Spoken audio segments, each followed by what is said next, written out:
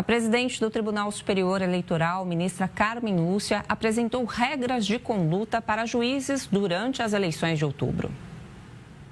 As normas foram apresentadas aos presidentes dos tribunais regionais eleitorais.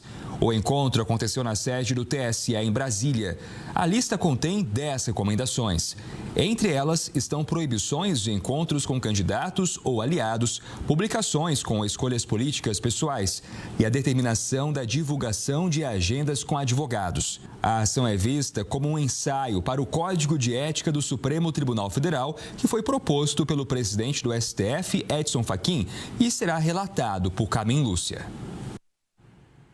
Para comentar, a gente recebe aqui no Hora News a Isabela Damasceno, que é membro da Academia Brasileira de Direito Eleitoral e Político e secretária-geral da Comissão de Assuntos Institucionais do Conselho Federal da OAB-TSE. Isabela, bom dia para você. Obrigada por estar aqui com a gente para falar sobre esse assunto. Bom dia, eu que agradeço a oportunidade da gente discutir e debater tema importante na pauta da semana. Importante. Isabela, essas regras, essas diretrizes, elas têm caráter vinculante, ou seja, são obrigatórias ou são mais diretrizes éticas aí, como orientações para os juízes eleitorais? Elas vêm como um regramento, né? Um direcionamento. Ela não tem força vinculante de lei, mas é um direcionamento que vem como um balão de ensaio, inclusive para o possível código de ética que está sendo estruturado no Supremo.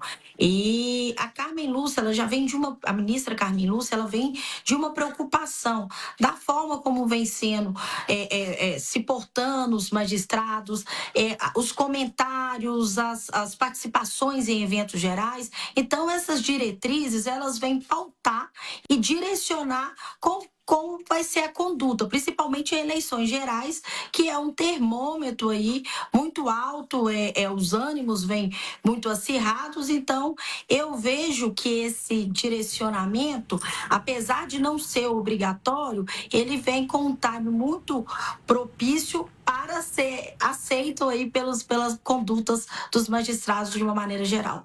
Isabela, e se por acaso algum magistrado não cumprir essas determinações, o que pode acontecer? Pode abrir um processo administrativo disciplinar contra esse magistrado que não observar e não atender às recomendações. Mas ontem, após a reunião com todos os presidentes de TREs, do Brasil, eles colocaram que recebem essas diretrizes com muita acuidade, não há nenhuma resistência por parte da magistratura em acatar esse direcionamento. E você falou que é até mesmo um balão de ensaio para um possível código de ética, vem sendo feito este aceno aí por parte do Supremo Tribunal Federal. E a ministra Carmen Lúcia é a relatora desse possível código de ética, se não me engano, não é, doutora? Isso, ela é a relatora do Código de Ética. O ministro Fachin, ele colocou de uma forma muito pontuada que é prioridade na gestão dele, na presidência do Supremo, que saia esse Código de Ética.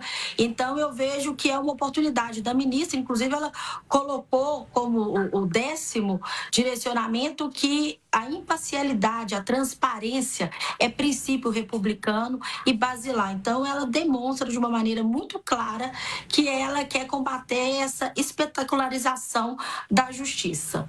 Agora, doutora Isabela, falando em transparência, a exigência da divulgação prévia das agendas de audiências é certamente um modo de gerar mais transparência, mas pode expor o magistrado a algum tipo de exposição indevida, vamos dizer assim?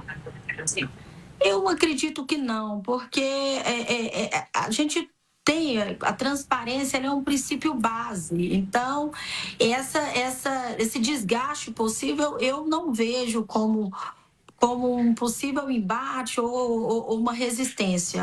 A gente tem, até para se preparar para a audiência, esse princípio, esse direcionamento de divulgação dos atos, eu acho basilar aí para caminhar. E a vedação da manifestação pública, inclusive nas redes sociais. Isso é uma novidade que foi colocada agora dentro dessas regras?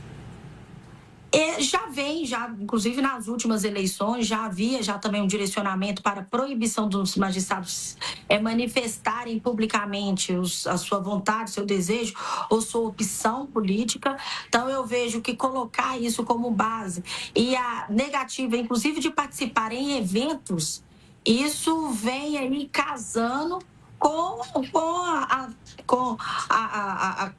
ser comedido que se espera da magistratura, porque é muito complexo o magistrado manifestar publicamente, participar em eventos de candidato, se ele, de certa forma, for julgar esse ato. Então, eu vejo, para a gente ter uma isonomia, uma imparcialidade no julgamento, isso é extremamente necessário. E o ponto alto que vê essas diretrizes, que ela coloca que, mesmo que eventos diversos não seja do candidato, mas seja de alguém próximo do candidato ou de algum percussor, apoiador de forma direta, fica essa vedação de participação do magistrado. Em questão das redes sociais, você já falou que já vinha de outras eleições, né? Agora, em relação à lei orgânica da magistratura e também o Código de Ética da Magistratura Nacional, essas recomendações reforçam ou tem alguma delas que é, de fato, uma novidade? Elas reforçam, na verdade, assim, a lei orgânica da magistratura, ela não coloca isso de uma maneira aberta. Então, a gente fica com essa vacância aí dessa normativa, então ela vem para as diretrizes, ela vem para adicionar a lei orgânica da magistratura, que inclusive também vem sendo bem questionada nesses últimos tempos. Eu vejo que todas essas 10 diretrizes, como a não participação de evento, isso aí reforça, talvez pode gerar algum desconforto e não está de maneira prevista na lei orgânica da magistratura. A questão da comedidão inclusive, falar, manifestar, ir em eventos, mesmo que não se manifeste, mas só a simples presença em eventos, isso também não está direcionado na lei orgânica da magistratura.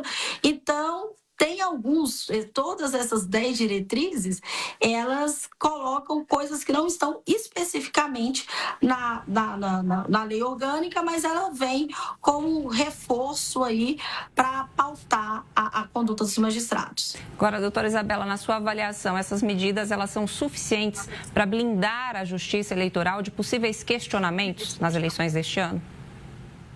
Sim, eu vejo com muito bons olhos, eu sou muito favorável, porque quando a gente tem qualquer questionamento, a justiça, ela vai embate direto à democracia. Então, eu vejo com muito bons olhos, talvez não seja suficiente de uma maneira geral, mas eu acho que é um bom direcionamento para pautar aí, para a gente ter eleições seguras, sem se questionar a democracia e sem se questionar a justiça e a imparcialidade dos julgamentos.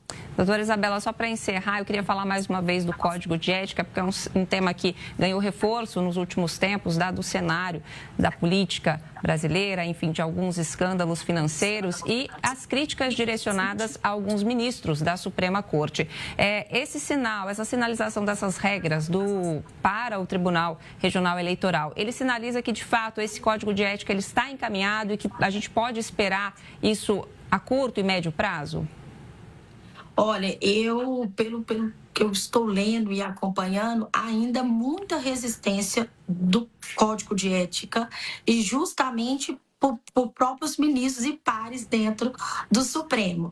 Esse balão de saia, inclusive, que tem como a ministra Carmen Lúcia, que é a relatora, eu vejo que ela já mostra o que ela veio, o que ela irá propor aí no Código de Ética. Mas há muita resistência, terá que ter muitas negociações aí de bastidores, mas a importância disso e os ataques que vem sofrendo o Supremo, eu vejo que não tem outra alternativa a não ser caminhar e a não ser pautar essas questões em um código, porque infelizmente quando os vários ataques aí por mais que muitas vezes esses ataques são esvaziados e não vêm de uma conduta específica, e mais para fazer um ataque à nossa república e aos princípios democráticos, mas ter esse balizamento, ter um código bem estruturado, eu acho que é um momento ímpar e necessário. Muito bem, doutora Isabela, muito obrigada por sua participação e quem sabe em breve você retorna aqui para a gente avaliar e analisar o cenário do possível código de ética aí do STF. Muito obrigada e foi um prazer aqui conversar com vocês. Eu espero que caminhe esse código para a gente sentar aqui e debater sobre ele. Tá certo. Obrigada, doutora. Boa quarta-feira.